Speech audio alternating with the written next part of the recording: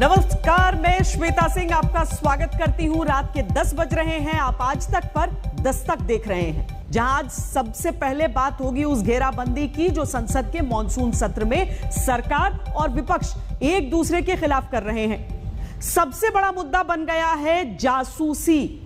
संसद के मॉनसून सत्र के 2 दिन बीत गए हैं। 2 दिन से लोकसभा में जासूसी के मुद्दे पर ही विपक्ष की घेराबंदी में इतना हंगामा हुआ कि सदन की कार्यवाही आज सिर्फ 13 मिनट चल पाई। बीजेपी ने जवाब देने के लिए अपने मुख्यमंत्रियों को राज्यों में उतारा है। किसान भी आ रहे हैं 22 जुलाई को संसद घेरने के लिए, लेकिन जासूसी विवाद के आगे जनता से जुड़ा सीधा मुद्दा महंगाई, बेरोजगारी, कोरोना सब पीछे छूट गए। तो सवाल आम आदमी पूछता है कि काश जनता के दर्द की भी जासूसी हो जाती।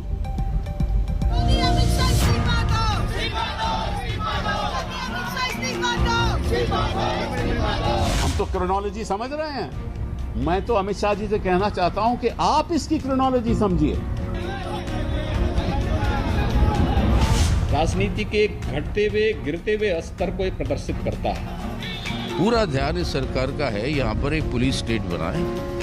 भारतीय लोकतंत्र को बदनाम करने की गहरी साजिश है। अमित शाह जवाब दो।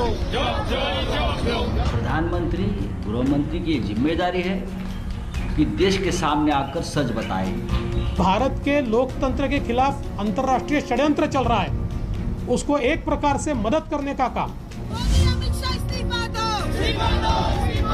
सुप्रीम कोर्ट मॉनिटर्ड इन्वेस्टिगेशन होनी चाहिए, तब दूध का दूध पानी का पानी हो पाएगा। सरकार का कोई ताल्लुक नहीं है।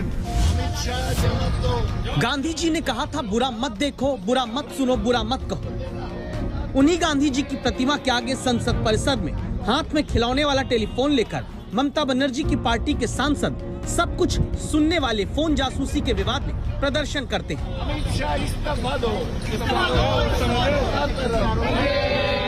दिल्ली में कांग्रेस के कार्यकर्ता बीजेपी का दफ्तर घेरते हैं और प्रदर्शन किसी राजनीति के बाद जब मानसून सत्र में सदन का दूसरा दिन लोकसभा में शुरू होता है। आप सदन में गिलेरी में चर्चा मत कीजिए। आप नियम प्रक्रिया पर नोटिस दिया, सीनियर नेता है। तो 11 बजते ही जासूसी के मुद्दे पर विपक्ष की घेराबंदी में लोकसभा की कार्यवाही 180 सेकंड में स्थगित हो जाती है। सदन की कार्रवाई 2 बजे तक के लिए स्थगित की जाती है। दोपहर 2 बजे शुरू हुई कार्यवाही लोकसभा में 9 मिनट में खत्म हो जाती है। ये सदन चर्चा के लिए है। मैं सभा की कार्यवाही 3 बजे तक के लिए स्थगित की जाती है। और 3 बजे शुरू हुआ सदन लोकसभा का 60 सेकंड में विपक्ष की जासूसी विवाद पर घेरेबंदी में स्थगित हो जाता है। सभा की कार्यवाही वीरवार दिनांक 22 जुलाई 2021 को प्रातः 11 बजे तक के लिए स्थगित की जाती है। चर्चा के सदन लोकसभा में कार्यवाही मंगलवार को कुल 13 मिनट चलती है और खत्म होती है। संसद के बाहर बयानबाजी घंटों चलती रहती है। हम तो क्रोनोलॉजी समझ रहे हैं। मैं तो अमित शाह जी से कहना चाहता हूं कि आप इसकी क्रोनोलॉजी समझिए, क्योंकि ये 2017 और 2019 के बीच में इस्तेमाल हुआ था। अच्छा, पेगासस का इस्तेमाल आप कर सकते हो किसके खिलाफ? टेररिस्ट के खिलाफ, कोई ड्रगिस्ट के खिलाफ, कोई इंटरनेशनल कंस्पिरेसी में आपको अगर कुछ सूचना लेनी हो तो उसके खिलाफ। तो क्या आप लोग टेररिस्ट हो? जर्नलिस्ट जिसके खिलाफ जी सूची बनी हुई थी, क्या आप टेररिस्ट हो? क्या एकेडमिक्स टेररिस्ट हैं? निजता का हनन है, संवैधानिक अधिकारों का हनन है, और एक निष्पक्ष जांच जब तक इसकी नहीं होगी तब तक इसमें दूध का दूध पानी का पानी नहीं हो पाएगा। इस संवेदनशील मुद्दे पर आज हमने एक एडजर्नमेंट मोशन दी। हमारे कांग्रेस पार्टी से विभिन्न नेताओं ने दी, लेकिन स्पीकर ने सारी को नजरअंदाज कर आज सरकार को जो जिम्मेवारी है, सरकार की जो जवाबदेही है, आज वो जवाबदेही से सरकार पीछे हट गई, भाग गई। पूरा ध्यान इस सरकार का है यहाँ पर एक पुलिस स्टेट बनाए और उनके खिलाफ जो भी आवाज आती है या जो भी उनको जो करना है, इस तरीके की जासूसी के आधार पर चले। विपक्ष कहता है कि जेपीसी से जांच हो और सरकार कहती है कि सिर्फ छवि धूमिल करने की कोशिश हो रही है। आरोप है कि सरकार चुपचाप सब सुन रही है, लेकिन हंगामा इस बात का कि अब सदन में विपक्ष की नहीं सुनी जा रही। तो विपक्ष की घेराबंदी का जवाब कैसे देना है, इसके लिए दावा है कि बीजेपी के सांसदों को प्रधानमंत्री ने खुद तरीका बताया। प्रधानमंत्री जी विपक्ष के जो धारणा है, विपक्ष के जो रूप है, स्टैंड है, उसके बारे में बहुत चिंता व्यक्त की। तो जो लोगों का मुद्दा है वो मुद्दा उठाने के बजाय Congress party specially it is thinking that power and the prime minister is there right, इस भाव से काम कर रहा है। विपक्षी दलों की घेराबंदी को कमजोर करने के लिए राज्य स्तर तक बीजेपी ने मोर्चा खोला। बीजेपी शासित सभी राज्यों के मुख्यमंत्री और विपक्ष में जहां बीजेपी है वहां नेता विपक्ष अपने अपने राज्य में प्रेस कॉन्फ्रेंस करेंगे कि सिर्फ सरकार को बदनाम करने के नाम पर जासूसी विवाद उछला। 3 राज्यों से आज शुरुआत हो गई। विपक्ष पूरी तरह नकारात्मक भूमिका में के साथ में है और उन अंतर्राष्ट्रीय साजिशों का शिकार जाने अनजाने में हो रहा है, जो अंतर्राष्ट्रीय साजिश किसी न किसी रूप में भारत को अस्थिर करना चाहते हैं। भारतीय लोकतंत्र को बदनाम करने की गहरी साजिश है। पेगासस की निर्माता कंपनी एनएसओ ने स्पष्ट रूप से ये कहा है कि उसके ज्यादातर ग्राहक पश्चिमी देशों से है, तो फिर इस मामले में भारत को क्यों निशाना बनाया जा रहा है? ऐसे समय संसद के अधिवेशन को डिरेल करना ये बिल्कुल गलत बात है और मुझे लगता है कि एक जो भारत के लोकतंत्र के खिलाफ अंतर्राष्ट्रीय षड्यंत्र चल रहा है उसको एक प्रकार से मदद करने का काम इस प्रकार की कार्रवाई से होगा। सभा की कार्यवाही संसद के 2 दिन के ट्रेलर ने यह भी बताया है कि विपक्ष जासूसी विवाद छोड़ने नहीं वाला, सरकार झुकने नहीं वाली। तो क्या संसद का मानसून सत्र जासूसी कांड की घेराबंदी में धुल जाएगा और छूट जाएंगे वो मुद्दे जिनसे आम आदमी की रोजी रोटी चलती है? आशुतोष मिश्रा और आनंद पटेल के साथ अशोक सिंघल, दिल्ली आज तक। एक घेराबंदी गुरुवार से भी शुरू होने वाली है, जब किसान 22 जुलाई से संसद के पास अपनी किसान संसद चलाएंगे। आज किसान संगठनों और दिल्ली पुलिस के बीच बैठक भी हुई। किसान संगठनों से बात करके जो जानकारी हमने आपके लिए जुटाई है उसके अनुसार संसद के पास जंतर मंतर पर किसान 22 जुलाई से अपनी किसान संसद चलाने वाले हैं। दावा है कि मॉनसून सत्र के दौरान रोज 200 किसान 5 बसों में बैठकर जाएंगे। सुबह 10 बजे से शाम 5 बजे तक किसान अपनी संसद खुद चलाएंगे। हर दिन किसानों का नया जत्था अपने संगठन के कार्ड और आधार कार्ड के साथ वहां पर मौजूद रहने वाला है। सवाल यह है कि क्या वाकई संसद के भीतर किसानों के मुद्दे, जनता के मसले पर संवेदनशीलता पूरी तरह से कायम है? इस सवाल की वजह बने हैं वो जवाब जो संसद के भीतर से आए हैं, वो जवाब जो ये कहने के लिए आम जनता को मजबूर करते हैं कि काश जनता के दर्द की भी जासूसी होती।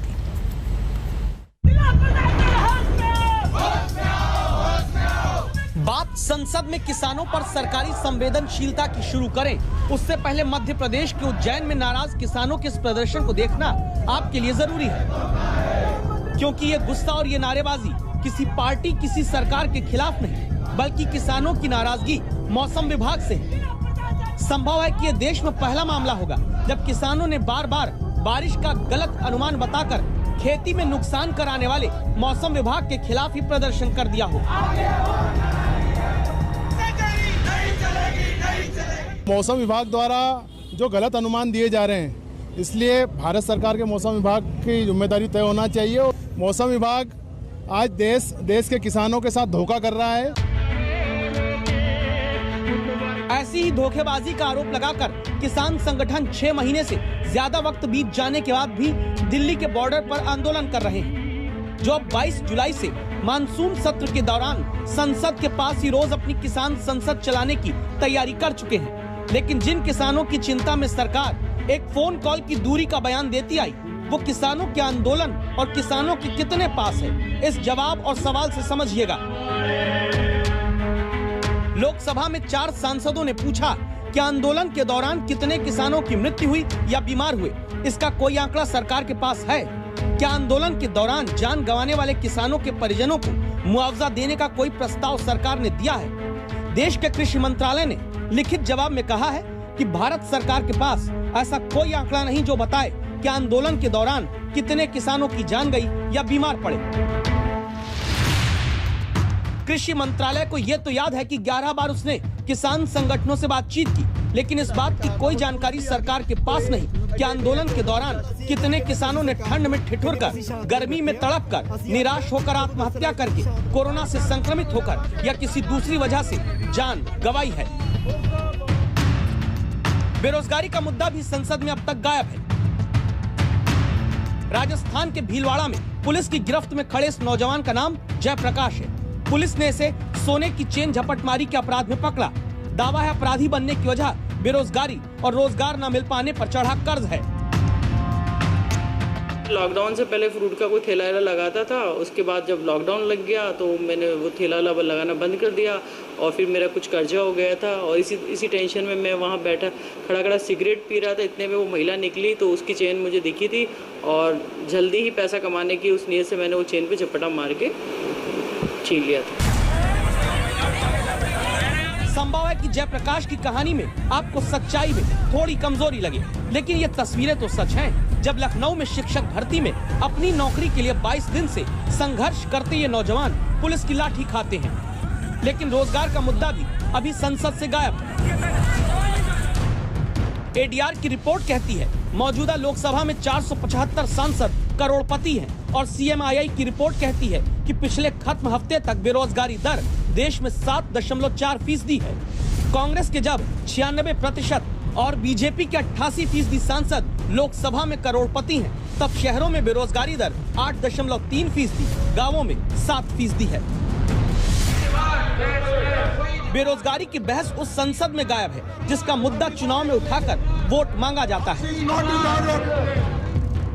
लेकिन आपको जानकर हैरानी इस बात की भी होगी कि ऑक्सीजन की कमी से मौत पर राजनीति खूब हुई, आंकड़े गायब हो जाते हैं। कोरोना की दूसरी लहर में ऑक्सीजन के लिए अस्पतालों के अंदर बाहर छटपटाते मरीजों की तस्वीर देश नहीं भूला। अप्रैल मई का ये वो वक्त था जब ऑक्सीजन की किल्लत ने सैकड़ों लोगों की जिंदगी पर संकट खड़ा किया। लेकिन संसद में जब सांसद केसी वेणुगोपाल ने पूछा कि क्या ये तथ्य सच है कि ऑक्सीजन की कमी से लोगों ने अस्पतालों, एम्बुलेंस और रास्ते में दम तोड़ा, स्वास्थ्य राज्य मंत्री भारती पवार ने जवाब दिया कि स्वास्थ्य राज्य का विषय है और किसी भी राज्य ने ऑक्सीजन की कमी से मरीजों की जान जाने का कोई आंकड़ा ही केंद्र को नहीं दिया। ऑक्सीजन की कमी से डेथ छत्तीसगढ़ में रिकॉर्डेड नहीं है, ये तो सही है। मतलब ये हुआ कि आंदोलन में कितने किसानों की जान गई केंद्र को पता नहीं, ऑक्सीजन की कमी से कितने मरीजों की जान गई राज्यों को पता नहीं, और रोजगार पर वोट मांगने वाले दल बेरोजगारी का मुद्दा संसद में कब चर्चा को लेकर आएंगे जनता को पता नहीं। मिलन शर्मा के साथ हिमांशु मिश्रा, दिल्ली आज तक। जिन मुद्दों पर राजनेता वोट मांगते हैं वो सिर्फ लापता नहीं होते बल्कि चंद घंटों की बारिश में डूब भी जाते हैं। छोटी सी सड़क से लेकर मोहल्ले की गली से लेकर बड़े फ्लाईओवर के उद्घाटन तक में लाल फीता काटकर अपना प्रचार करने वाली राजनीति तब गायब हो जाती है जब कुछ देर की बारिश में राजधानी के कई इलाकों में जनता का भरोसा डूब रहा होता है। अगले 5-6 महीने के अंदर ये सारी गलियां और नालियां बन के आपके तैयार हो जाएंगे। मैं इस पे खुद नजर रखूंगा और कोशिश करूंगा कि टाइम के पहले ही बन के तैयार हो जाएं, एक भी दिन फालतू नहीं लगना पड़े, और जिस दिन ये बन के तैयार हो जाएंगे उस दिन आऊंगा आपके बीच में लड्डू खाने के लिए। लड्डू क्या मुख्यमंत्री जी चाहें तो आकर दिल्ली की गलियों में आम नागरिकों की तरह यूं बारिश और नाली के पानी में लबालब भरी सड़क के बीच कुर्सी पर बैठकर पूरा खाना भी आप खा सकते हैं। जैसे देश की राजधानी दिल्ली में नांगलोई इलाके में जे कॉलोनी के नागरिक बैठे हैं। चलिए एक बयान और याद करिए। हम दिल्ली की कच्ची कॉलोनियों को लंदन पेरिस बना के दिखाएंगे। इनमें सड़क बनवाएंगे, इनमें नालियां बनवाएंगे, इनमें पानी देंगे, सीवर देंगे, अच्छे पार्क देंगे, अच्छी बिजली देंगे और इन्हीं लोगों को हम लंदन पेरिस बना के दिखाएंगे। इनको उजाड़ के लंदन पेरिस दिल्ली को कभी नहीं बनाएंगे। बिल्कुल 3 साल हुए बयान दिए और देखिए दिल्ली की सड़कों को। लंदन और पेरिस दोनों बना हुआ। लंदन की थेम्स नदी का पानी नांगलोई के जन के पैर खुद सड़क पर आकर पखार रहा है और पेरिस का एफिल टावर कहीं दिल्ली में होता तो उसे भी डुबा देते, जैसे प्रहलादपुर अंडरपास को डुबाए बैठे हैं। बाकी दिल्ली के द्वारका में जब चंद घंटे की बारिश के बाद पाताल फाड़ विकास की तस्वीरें सामने आई तो पूरी दुनिया ने देखा कि किसी भी देश की राजधानी जो उस पूरे देश की पहचान को बताती है वो दिल्ली में कैसे धंसी हुई नजर आती है। तो सवाल उठता है, क्या दिल्ली की हालत अभी से ऐसी है जो जनता को मुफ्त बिजली, मुफ्त पानी के साथ मुफ्त स्विमिंग पूल की सुविधा सड़क पर दे दी गई? दिल्ली सरकार से कहना चाहते हैं, भारत सरकार से कहना चाहते हैं, जितनी भी हमारी कॉलोनी है ये 1968 के अंदर बनी थी। जो हमारे पास पर्ची है 17 तारीख 9वां महीना 1968 की है, मेरे पिताजी के नाम से है वो। ये आज से पानी नहीं भर रहा है, ये हर साल पानी भरता है। हर साल हम कंप्लेंट करते हैं। कोई भी नेता, चाहे वो काउंसलर हो, चाहे वो एमएलए हो, चाहे वो एमपी हो, कोई हमारी मदद को नहीं आता अभी भी। दरअसल दिल्ली में 2846 नाले चारों तरफ फैले हैं जो 11 एजेंसियों के अधीन आते हैं। सबसे ज्यादा 1037 नाले दिल्ली सरकार के अधीन आने वाले पीडब्ल्यूडी को संभालने होते हैं। दूसरे नंबर पर बीजेपी शासित एमसीडी के अंडर में 645 नालों की साफ सफाई का जिम्मा होता है। लेकिन आपसी राजनीति का नतीजा ये होता है कि दिल्ली हर बार डूबती है, जैसे डूब गया महरौली बदरपुर रोड को जाने वाला प्रहलादपुर का अंडरपास, जहां इस डूबी हुई बस की ऊंचाई के साथ आप समझिए अंडरपास बनाने के बाद पानी की निकासी कैसे होगी, इसका मुकम्मल इंतजाम एजेंसियां नहीं सोच पाई। इसी अंडरपास में सोमवार को एक युवक की जान चली गई। 10, 12, 15 साल से देखता आ रहा हूँ यहाँ पे, और मैं 8-10 साल से ज्यादा बहुत बुरी समस्या देखता हूँ। जब भी बारिश होती है यहाँ पे बहुत पानी भरा रहता है और यहाँ पे कोई ना कोई दुर्घटना होती चली जाती है। तो जनता का सवाल है कि फिर दिल्ली की कुर्सी सौंपने के बाद राजधानी के पेरिस और लंदन बनने का इंतजार करें या फिर किसी दुर्घटना के इंतजार में, या अपनी नियत ही इस बारिश के पानी को मानकर खुद कुर्सी डालकर बैठे रहें। आज तक ब्यूरो। और अब एक शुद्ध राजनीतिक खबर जिसमें दस्तक इस बात की कि क्या पंजाब वाला फॉर्मूला अब राजस्थान में सचिन पायलट के लिए कांग्रेस हाईकमान अपनाएगा।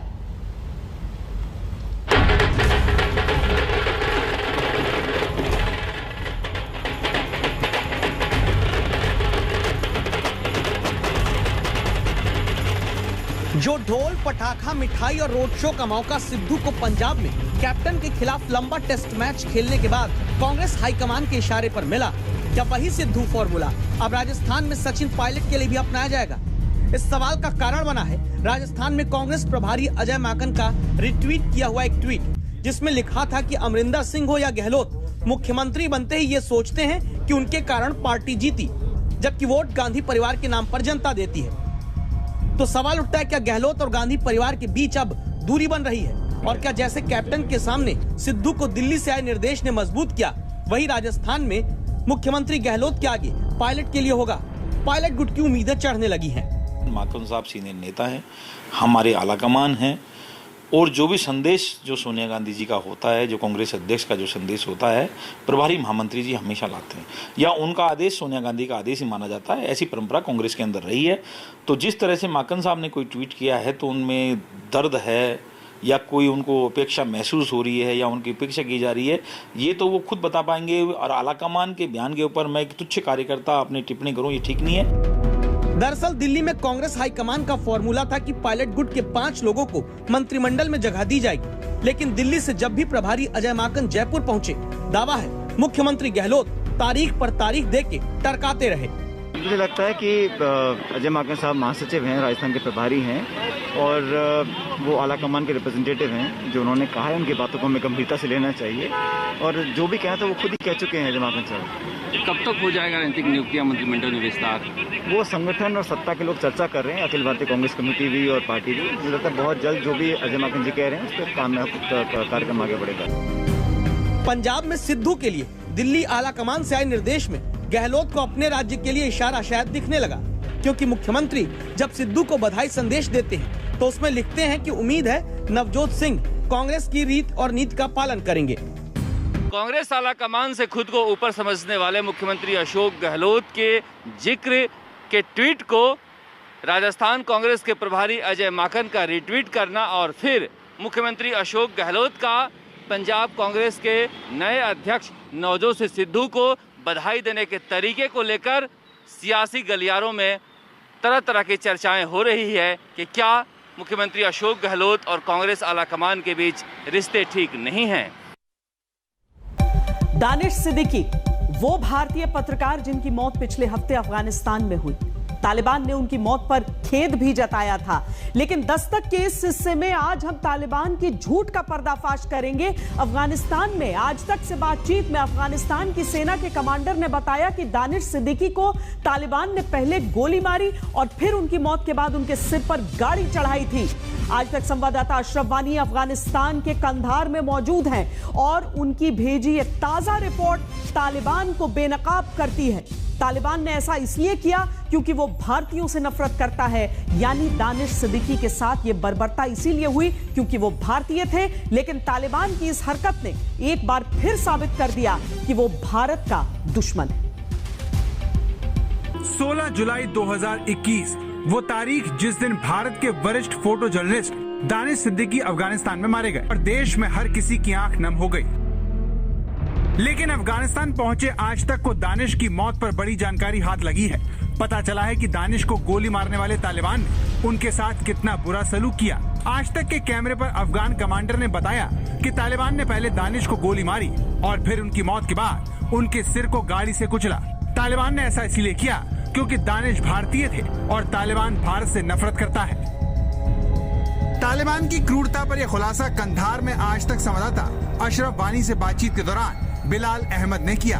बिलाल अहमद पिछले 5 सालों से अफगान सेना से जुड़े हैं और कमांडर के पद पर तैनात हैं। ध्यान से सुनिए दानिश सिद्दीकी के साथ तालिबान ने कितनी बर्बरता की।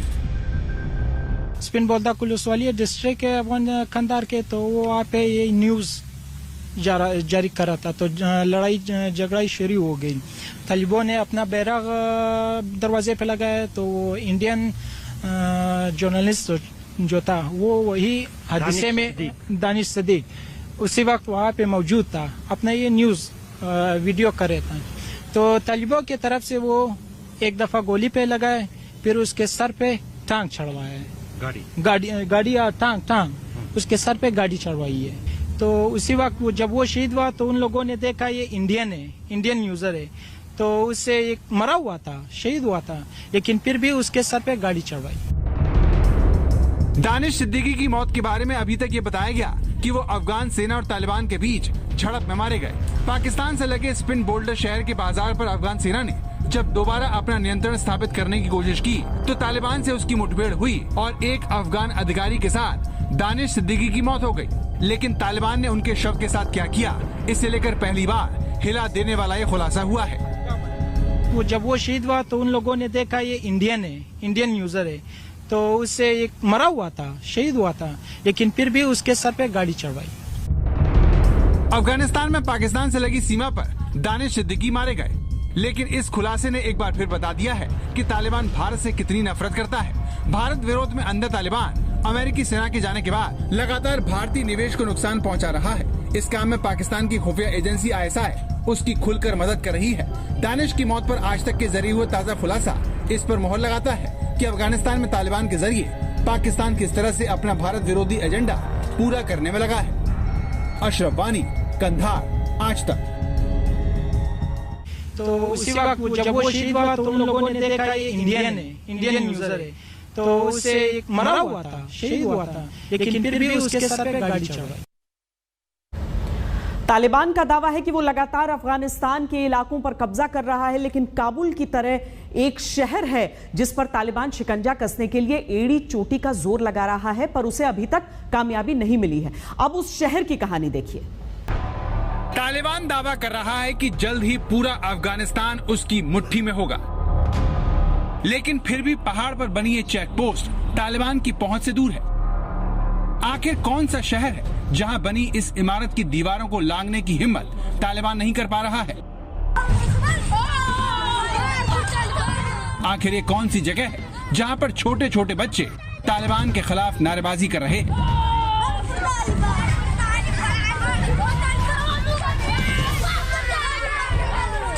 ये अफगानिस्तान का कंधार है। काबुल के बाद दूसरे सबसे बड़े और अहम शहर में ये आज तक संवाददाता अशरफ वानी है, जो देश को पहली बार तालिबान के मिशन इम्पॉसिबल की पूरी जानकारी देने वाले हैं। कंधार को तालिबान चारों तरफ से घेर चुका है, फिर भी वो इस शहर पर कब्जा नहीं कर सका है। इसकी सबसे बड़ी वजह शहर की शुरुआत में बनी ये चेक पोस्ट है, जहां पर तालिबान को रोकने के लिए अफगान सेना ने पूरी ताकत झोंक दी है। हम इस वक्त उस लड़ाई के मैदान में खड़े हैं जहां पर तालिबान और अफगान सेना आमने सामने हैं। दरअसल ये शहर का बाहरी इलाका है और आप यकीन कर लीजिए कि शहर के इस इलाके के बाद पूरा जो नियंत्रण है इस अफगानिस्तान के इस सूबे का, वो तालिबान के हाथ में। जो सड़क काबुल से यहाँ आती है, जिस पर अभी आप देख रहे हैं जो गाड़ियाँ चल रही हैं, दरअसल इस सड़क का अधिकतर हिस्सा जो है वो तालिबान के कब्जे में है। अमेरिकी सेना के जाते ही अफगान सैनिकों के भागने और समर्पण करने की बात सामने आई थी। इसकी एक बड़ी वजह कंधार शहर है, जिसे सुरक्षित रखने के लिए अफगान सेना ने पूरी ताकत इस शहर में लगा दी है। लेकिन यहाँ तैनात सैनिक हथियार की कमी की शिकायत करते हैं। ये बोल रहे हैं कि हम रेडी है जंग के लिए, सिर्फ हमारे कुछ मुश्किल है वो ये कि हमारे पास वेपन्स जो है ना वो उसकी कमी के साथ हम पेश है। वैसे हम इन पर भारी है। तो ये लोग सारे कंधार को सुकूत कर रहे हैं। जब कंधार पकड़ा ना तो फिर काबुल और वो जगह इन लोगों के लिए आसान है। अभी भी बोलदक में हमारा एक भी आर्मी नहीं है, सब तलिबों के हाथ पे है दरवाज़ा पाकिस्तान की जो है। ये सारा गेम पाकिस्तान का है। तो इन लोगों ने यहाँ पे लाया, कहता है अपना दहशतगर्दी। अफगान सैनिकों ने आज तक को बताया कि अगर उन्हें हथियार मिल जाएं, तो वो तालिबान का मुकाबला कर सकते हैं। लेकिन इस जंग में अफगानिस्तान के आम लोग पिस रहे हैं। यहाँ लोग इतने दुखी हैं कि बुर्का पहने इस महिला ने आज तक संवाददाता अशरफ वानी को रोते हुए अपनी आप बीती सुनाई।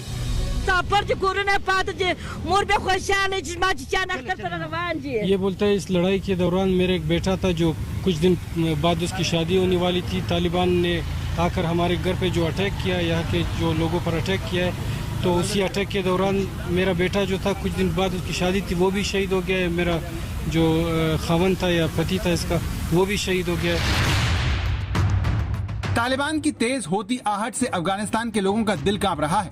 कंधार में भले ही तालिबान शहर के बाहर हो, लेकिन लोग यहाँ से काबुल और दूसरे देशों में भाग रहे हैं, क्योंकि वो जानते हैं कि आज नहीं तो कल तालिबान कंधार में बनी इस जेल के अंदर बंद अपने आतंकवादियों को छुड़ाने के लिए जरूर आएगा। दरअसल जो जेल हमारे पीछे यहाँ पर है, इसमें जो पॉलिटिकल प्रिजनर्स तालिबान के हैं, यानी वो नेता जो अलग अलग तालिबान के दौर में सरकार में थे या फिर सरकार चला रहे थे, वही जो हैं यहाँ पर बंद हैं। और तालिबान जंगजू जो हैं, तालिबान मुजाहिदीन जो हैं, फाइटर्स, वो ये चाहते हैं कि उनको यहाँ से छोड़ दिया जाए। और अगर सरकार उनकी वो मांग नहीं मानती है तो वो किसी भी हद तक जाने के लिए यहाँ पर जो हैं कहीं ना कहीं तैयारी में जुटे हैं। इस जेल की आप घेराबंदी देख लीजिए, इतनी सारी जो है चारों ओर से इसी तरह बख्तरबंद गाड़ियाँ यहाँ पर अफगान फौज और अफगान पुलिस की तरफ से रखी गई हैं। कंधार पर कब्जा करने के लिए तालिबान उतावला है, इसलिए शायद उसने ईद पर भी सीज फायर नहीं किया, जबकि इससे पहले ईद पर वो ऐसा करता आया था। कई अंतर्राष्ट्रीय संगठनों ने तालिबान से संघर्ष विराम करने की अपील की थी, लेकिन तालिबान ने उसे ठुकरा दिया ताकि कंधार पर उसकी घेराबंदी ढीली न पड़े। ये जो पहाड़ है, इस पहाड़ के पीछे तालिबान ताक में बैठा है कि कब उसे मौका मिले और यहाँ कंधार में अफगान फौजियों पर हमला करे और उसके साथ साथ इस शहर में, जो कि कंधार का शहर अफगानिस्तान का दूसरा सबसे बड़ा शहर है, उसमें घुसने में कामयाब हो। लेकिन फिलहाल कंधार शहर में तालिबान का खौफ नहीं है, लोग ईद की खुशियां मना रहे हैं, वहीं बच्चे तालिबान विरोधी नारे लगा रहे हैं। तालिबान के साए में हंसते खेलते सारे बच्चे दुनिया को खुशियों का मतलब समझा रहे हैं, सिखा रहे हैं कि खतरे के बीच भी खुश रहा जा सकता है। अशरफ वानी, कंधार, आज तक।